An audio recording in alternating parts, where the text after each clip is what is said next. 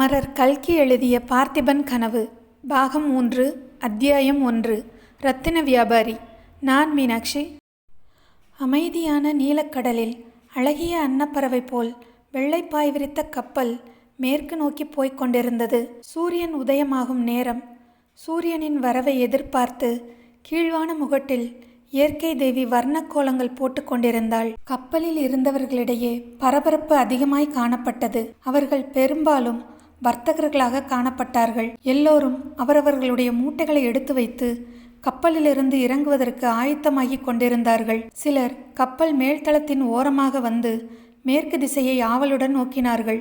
இப்படி மேற்கு திக்கை நோக்கி நின்றவர்களில் வாலிப வர்த்தகன் ஒருவன் காணப்பட்டான். பிராயம் 20-21 இருக்கலாம். அவனுடைய உடையிலிருந்தும் அவன் பக்கத்தில் கிடந்த மூட்டையிலிருந்தும் தான் அவனை வியாபாரி என்று சொல்லலாமே தவிர மற்றபடி தோற்றத்தை மட்டும் கவனித்தால் அவன் ராஜகுலத்தைச் சேர்ந்தவன் என்று சொல்லும்படியாய் இருந்தது. அவன் வியாபாரியாய் இருக்கும் பட்சத்தில் சாதாரண வியாபாரியாய் இருக்க முடியாது. பெரும் செல்வனான இரத்தன வியாபாரியாகத்தான் இருக்க முடியும். கப்பலில் இருந்த மற்றவர்கள் அடிக்கடி அந்த இளம் வர்த்தகன் நிற்கும் இடத்தை நோக்கினார்கள். அப்போது அவர்களுடைய கண்களில் பயபக்தி காணப்பட்டது. சிறிது கவலையும் தோன்றியது. அந்த வாலிப வர்த்தகனோ மற்றவர்களையெல்லாம் சிறிதும் கவனிக்கவில்லை. கண் கொட்டாமல் மேற்கு திக்கையே நோக்கி கொண்டு நின்றான். அவனுடைய முகத்திலேதான் எத்தனை ஆவல், எவ்வளவு கிளர்ச்சி! அவ்வளவு ஆவலுக்கும் கிளர்ச்சிக்கும் என்னதான் காரணமாயிருக்கும்? நீண்ட காலம் அந்நிய நாட்டில் இருந்துவிட்டு தாய் நாட்டுக்கு திரும்பி வருகிறானோ இந்த வாலிபன்? ஜன்ம பூமியின் தோற்றம் எப்போது கண்ணுக்கு புலனாகும் என்றுதான் இவ்வளவு ஆவலுடன் பார்த்து கொண்டிருக்கிறானோ? ஆமாம், அதுதான் உண்மையாய் இருக்க வேண்டும். ஏனென்றால் அதோ கொஞ்ச தூரத்தில் கருநிறமாக வரம்பு போல் காணப்படும் பூமியை கண்டதும் அவனுடைய முகம் மலர்வதைக் காண்கிறோம். சூரியனை கண்ட தாமரை இப்படிதான் மலரும் போலும். சற்று நேரம் அப்படியே அசைவின்றி நிற்கிறான் அந்த வாலிப வியாபாரி. ஆரம்பத்தில் வெறும் வரம்பாக மட்டும் தோன்றிய காட்சியானது வர வர மரங்கள், குன்றுகள், கோவில் கோபுரங்களாக மாறி வரும்போது அவனுடைய உள்ளத்தில் ஆனந்தம் பொங்குவதை முகம் காட்டுகிறது. இதற்கிடையில் கிழக்கே சூரியனும் ஜகஜோதியாக உதயமாகி தன் வன யாத்திரையை தொடங்கினான். கரையையே பார்த்து கொண்டிருந்த வாலிபன் சட்டென்று திரும்பி நோக்கினான். கப்பலில் இருந்தவர்களில் பெரும்பாலோர் அச்சமயம் அவனையே கவனித்து கொண்டிருந்தார்களாதலால் அவன் சமிக்கை செய்ததும் உடனே நெருங்கி அவனருகில் வந்து பயபக்தியுடன் நின்றார்கள். நான் சொன்னதெல்லாம் ஞாபகம் இருக்கிறதா என்று வாலிபன் கேட்டான். இருக்கிறது மகா என்று சொல்லத் தொடங்கிய ஒருவன் சட்டென்று வாயை பொத்தி கொண்டான். பார்த்தீர்களா, இதுதானா நீங்கள் என் கட்டளையை நிறைவேற்றுகிற லட்சணம் என்று வாலிபன் கோபமாய் கேட்டான். மன்னிக்க வேண்டும் சுவாமி, என்னுடைய கட்டளையை சத்தியமாய் நிறைவேற்றுவீர்களா? நிறைவேற்றுவோம் சுவாமி. தாய் நாட்டில் இருக்கும்போது என்னை நீங்கள் சந்திக்க முயலவே கூடாது, தெரியுமா? தெரியும் சுவாமி. ஒருவேளை தற்செயலாய் சந்திக்க நேர்ந்தால் என்னை தெரிந்ததாக காட்டிக்கொள்ளக்கூடாது. சித்தப்படி நடக்கிறோம். அடுத்த அமாவாசை என்று எல்லோரும் இந்த துறைமுகத்திற்கு வந்துவிட வேண்டும். வந்துவிடுகிறோம். அன்று நான் எக்காரணத்திலாவது கப்பலுக்கு வந்து சேராவிட்டால் என்னை பற்றி எவ்விதம் விசாரிப்பீர்கள்? இரத்தன வியாபாரி தேவசேனர் என்று விசாரிக்கிறோம்.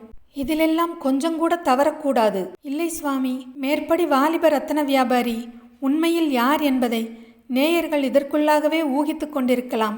ஆம், பார்த்திப சோழ மகாராஜாவின் புதல்வனும் தற்போது செண்பகத்தீவின் அரசனுமான விக்கிரமன் தான் அவன். சென்ற அத்தியாயத்தில் கூறிய சம்பவங்கள் நடந்து ஏறக்குறைய 3 வருஷங்கள் ஆகிவிட்டன. இந்த 3 வருஷத்தில் விக்கிரமனுடைய ஆட்சியில் செண்பகத்தீவு எல்லா துறைகளிலும் முன்னேற்றம் அடைந்து பேரும் புகழும் அடைந்து வந்தது. விக்கிரமனுடைய வரவுக்கு பிறகு ஒரே தடவை செண்பகத்தீவின் மீது பகைவர் படையெடுத்து வந்தார்கள். அவர்களுக்கு நேர்ந்த கதியை அறிந்த பிறகு செண்பகத்தீவின் மீது படையெடுக்க யாரும் துணியவில்லை. அதற்கு மாறாக விக்கிரமனுடைய தலைமையில் செண்பகத்தீவின் படை வீரர்கள் வேறு தீவுகளின் மேல் படையெடுத்துச் சென்று அந்த தீவுகளிலெல்லாம் புலிக்கொடியை நாட்டிவிட்டு திரும்பினார்கள்.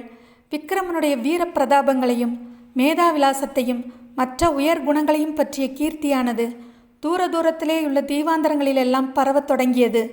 பல தீவுகளில் உள்ள ஜனங்கள் நல்லாட்சியையும் பாதுகாப்பையும் விரும்பி தாங்களே விக்கிரமனுடைய ஆட்சிக்குள் வந்து கொண்டிருந்தார்கள்.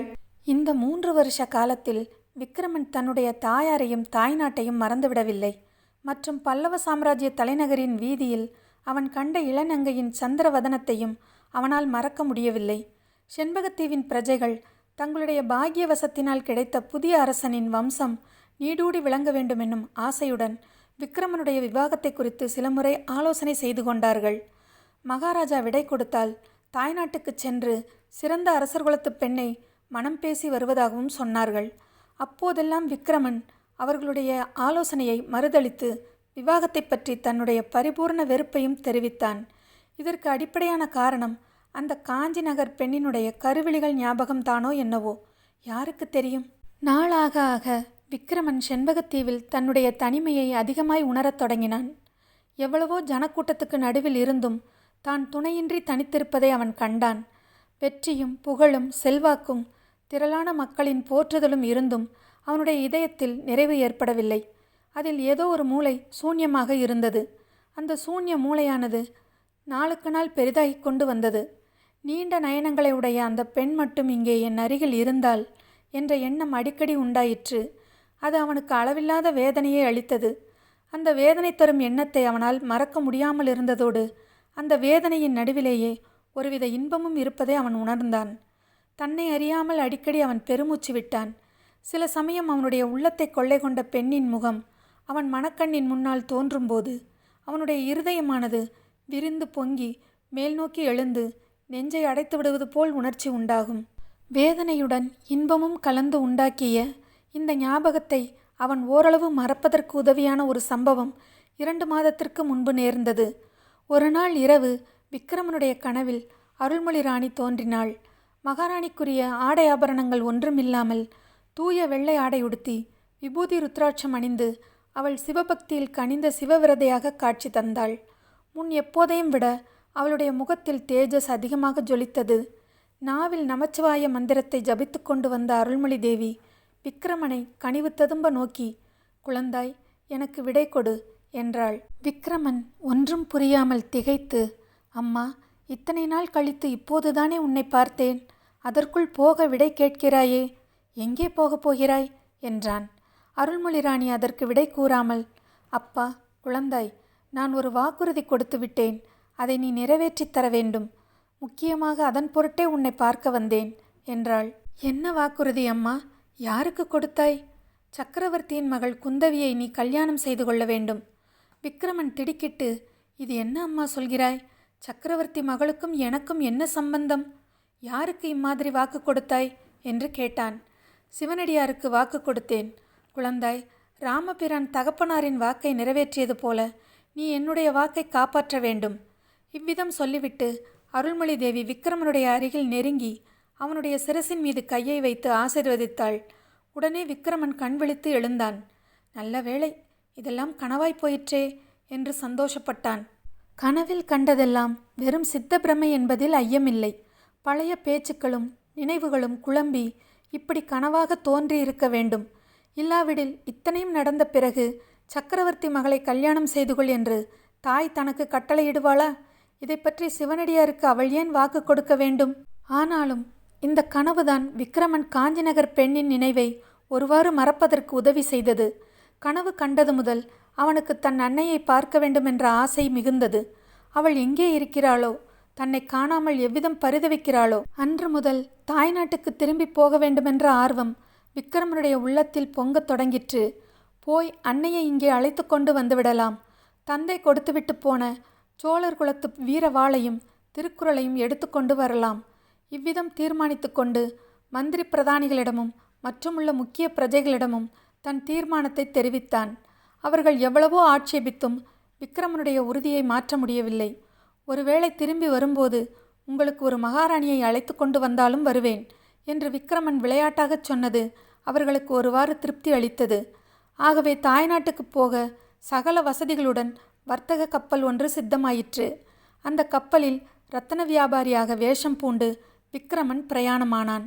வர்த்தக வேஷம் தரித்த மேய்க்காவலர் சிலரும் செண்பகத்தீவின் நிஜ வியாபாரிகள் சிலரும் அவனுடன் கப்பலில் புறப்பட்டார்கள். தாய்நாட்டில் எந்த துறைமுகத்தில் இறங்குவது என்பது பற்றி கொஞ்சம் சர்ச்சை நடந்தது. விக்ரமன் முக்கியமாக போக விரும்பிய இடம் உறையூராதலால் நாகப்பட்டினம் துறைமுகத்தில் இறங்கலாம் என்று மற்றவர்கள் சொன்னார்கள். ஆனால் விக்ரமனோ மாமல்லபுரத்துக்கே போக வேண்டும் என்றான். அவன் குழந்தையாய் இருந்த காலத்திலிருந்து மாமல்லபுரத்து சிற்ப வேலைகளை பற்றி கேட்டிருந்தான். அவற்றை பார்க்க வேண்டுமென்ற ஆசை அவனுக்கு நெடுநாளாக உண்டு. பல்லவ வீரர்கள் அவனை சிறைப்படுத்தி கொண்டு வந்து மாமல்லபுரத்து கடற்கரையில் கப்பலேற்றிய போதே, ஐயோ, இவ்வூரின் சிறந்த சிற்பங்களை பார்க்காமல் போகிறோமே என்று வருந்தினான். இப்போது அங்கே இறங்கினால் அந்த ஆசை நிறைவேறுமல்லவா? இதுவன்றி இன்னொரு முக்கிய நோக்கமும் இருந்தது. தாய்நாட்டிலிருந்து சிறந்த சிற்பிகளையும் சித்திரக்காரர்களையும் செண்பகத்தீவுக்கு அழைத்து போக அவன் விரும்பினான். நாளடைவில் செண்பகத்தீவை ஓர் அற்புத சிற்பக்கூடமாகவே செய்துவிட வேண்டுமென்பது அவன் கொண்டிருந்த மனோரதம். அத்தகைய சிற்பங்களையும் சித்திரக்காரர்களையும் மாமல்லபுரத்தில் அல்லாமல் வேறு எங்கே கண்டுபிடிக்க முடியும்? சோழ நாடுதான் இப்போது பழைய பெருமையெல்லாம் போய் பாழடைந்து கிடக்கிறதே. இதையெல்லாம் தவிர ஒருவேளை விக்கிரமன் மாமல்லபுரத்தில் இறங்க விரும்பியதற்கு இன்னொரு காரணமும் இருந்திருக்கலாம். காஞ்சிநகர் வீதியிலும் பின்னர் மாமல்லபுரத்து கடற்கரையிலும் அவன் பார்த்த இளநங்கையை மீண்டும் ஒரு கால் பார்க்கக்கூடுமோ என்ற ஆசை அவன் உள்ளத்தின் அடிவாரத்தில் கிடந்திருக்கக்கூடும். இது விக்கிரமனுக்கு கூட தெரியாமலும் இருக்கலாம். மனித உள்ளத்தின் அந்தரங்க மர்மம் அனைத்தையும் அறிந்துவிட்டதாக யார்தான் சொல்ல முடியும்? மாமல்லபுரத்து கடற்கரையில் ரத்தன வியாபாரியாக வந்திறங்கிய விக்கிரமன் சக்கரவர்த்தி திருமகள் குந்தவி தேவியை சந்தித்தானா என்பதை அடுத்து வர்ற அத்தியாயத்தில் நாம் பார்க்கலாம். இதுவரைக்கும் என்னோடய சேனலை சப்ஸ்கிரைப் பண்ணவங்க எல்லாருக்கும் ரொம்ப நன்றிங்க. தொடர்ந்து கதையை கேளுங்க, சப்ஸ்கிரைப் பண்ணுங்கள், சப்போர்ட் பண்ணுங்கள். நன்றி.